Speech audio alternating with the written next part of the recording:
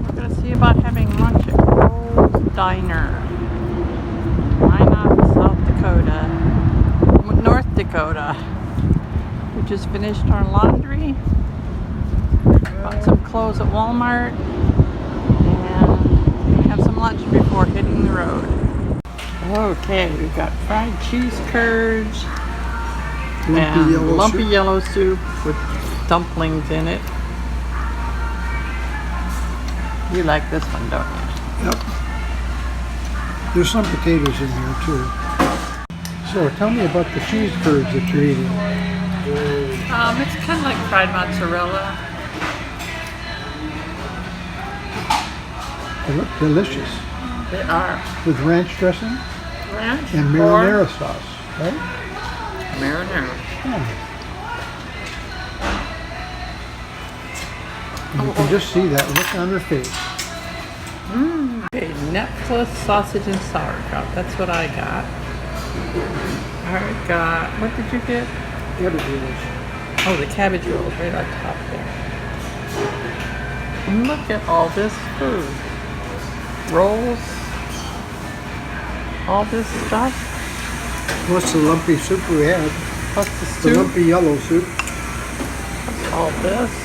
And the cheese curds. Oh my goodness. I would have fed 6 people. Here's some of the golden fields we've been seeing. Huge grain elevators here in Ross, R-O-S-S. Here's the other main product here. It's like oil.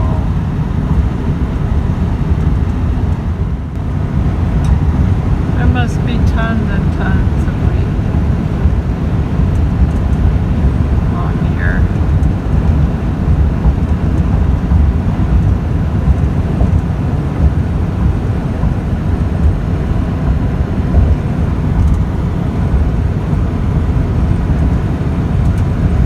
Saw some harvesting equipment.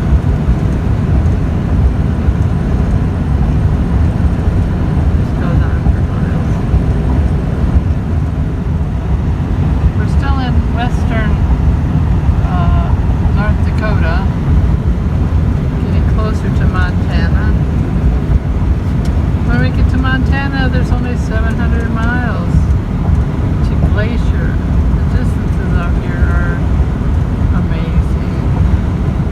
All of a sudden, the topography changes. You've got these funny little hills all over the place next to a big, huge, flat field. Over here, What do they now, do to earn a living?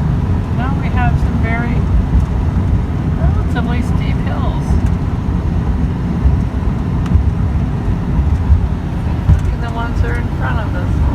Yeah, and like Art says, how do they earn a living out here? Where do they shop? I'll tell you, they make their list carefully and they don't run down to the corner store or whatever they want. These are fields of sunflowers. A little earlier and they would have been really brilliant. This is the little town of Culbertson, the first town of any size. I think it's 640 people in Montana. And there goes the FedEx heading west.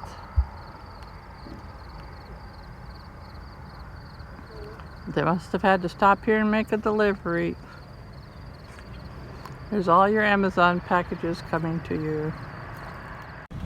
This is the Percolator. It's a little coffee shop. It looks like they should have tea, but it's saying drive-through espresso. How cute. We're on tribal land, reservation, but yeah, all the houses look the same on the reservation. This is something we haven't seen before. This is where we're parked tonight. It's a little sitting area near a yoga studio. in the middle of town of, Mosquitoes are bothering me. what is it, Glasgow, Yeah, Glasgow. Montana. Yep. And we're heading down to Fort Peck Dam, Fort Peck Lake, outside of Glasgow, Montana, where we spent the night last night. Now this is a real find. Nice, fresh spring water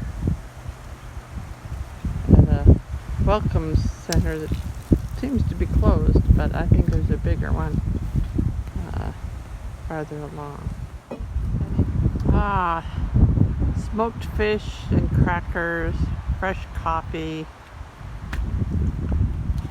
Don't even need a picnic table anymore. What a breakfast. This is not what I was expecting. It looks like we're on a giant earthen dam about 12 miles long. This is the power center at Fort Peck Dam. And here's monuments to the people who died while making it. It's 4 miles long. We just drove across the top of it. We came in from North Dakota last night and spent the night here in Glasgow. And now we're continuing on Route 2. And the waves lapping on the shore. Over to the dam.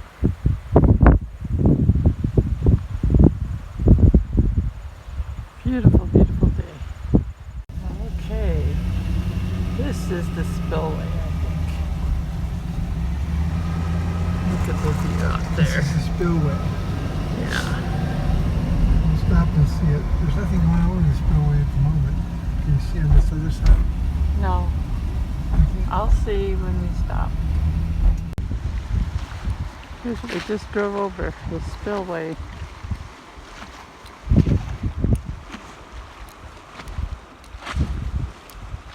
Well, if we had seen this earlier and gotten in early enough last night, we sure would have camped out here.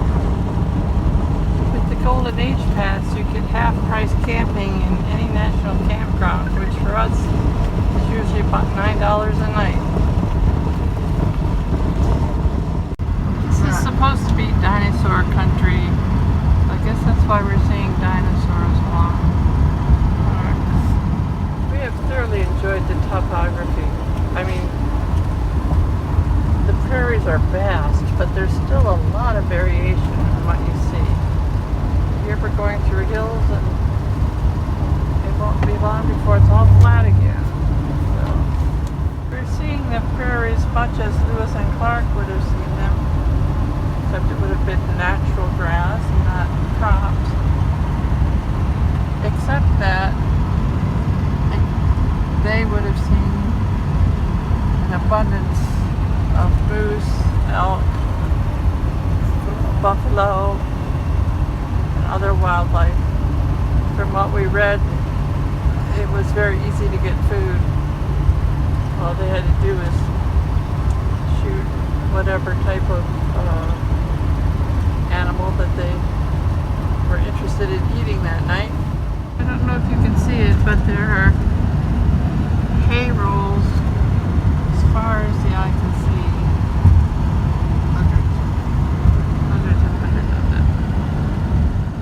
We're in the tiny, tiny, tiny town of Saco, Montana, and it says Saco Pioneer Park. Here is a little chapel, and next to it, it says Restored Chet Huntley School.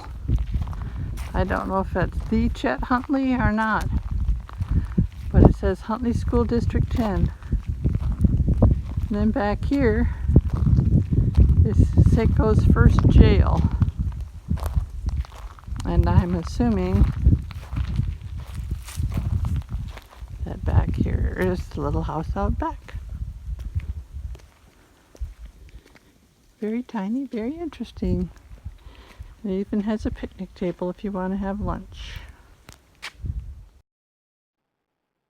This is the school where the famous TV broadcaster, newsman Chet Huntley spent his formative years. His father built the school, or had it built, and after he retired, he came back to Montana to live. We also stopped in Chinook, Montana, at the Blaine County Museum to learn more about the last Nez Perce Indian Rebellion, with a very sad story. And this is a picture of Chief Joseph. In addition to the history of the Indians' last stand, there's a lot of Indian history at this museum and crafts and such. These are elk tooth dresses, which were a very prized craft, often given as wedding gifts. Turns out there was an Alliance Church in Havre. Siri found it for us. Very nice group of people. Nice pastor. It's really nice to worship in person today. Well, from 90 degrees yesterday to lower 60s today and wind. Had to put on jackets. Put on my coat. What you making for dinner? We're making our dish. Our sausage cabbage dish. Have to use up the rest of the sausage we brought from home. Although we're doing a modification with some spaghetti sauce that we have. That we have to use up. But Our goal is in sight. We're within 350 miles of Glacier National Park. The plains are still spreading out wide before us. We've seen some pretty good-sized hills that jut up out of nowhere, but we're still very much in the plains. It's cool today, and I wonder how much colder it will be when we get up at higher altitudes. Okay, according to the map, I think we're seeing Mount Brown, Gold Butte, and West Butte. West Butte is pretty much in Canada.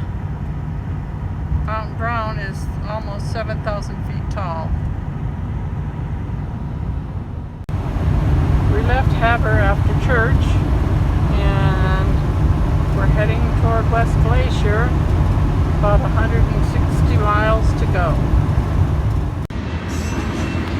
Looks like Art isn't the only one growing a beard.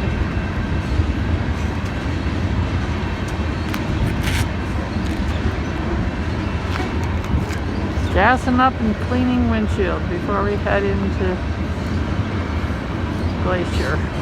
It's amazing how fast the bugs add up on the windshield.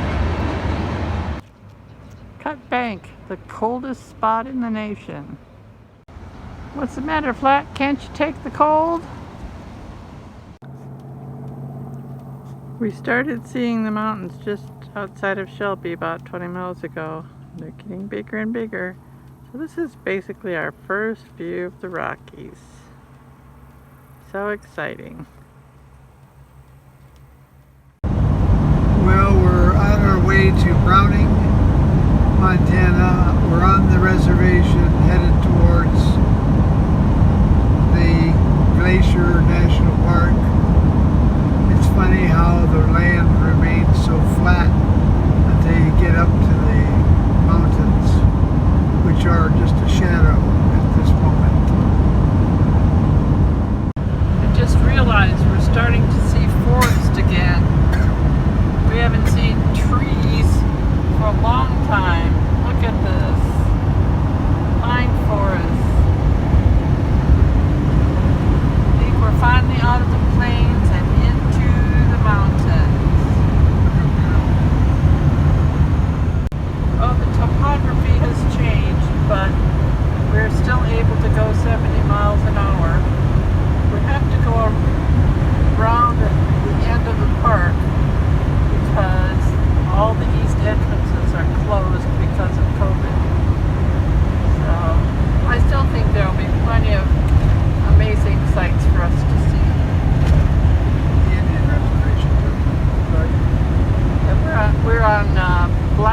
Blackfeet territory right now.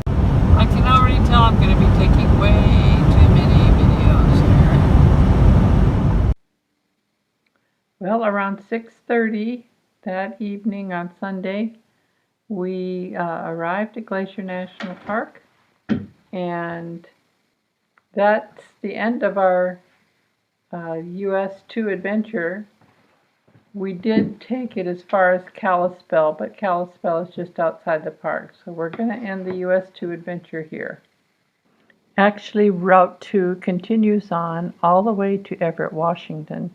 Perhaps someday later on we can take it to the end.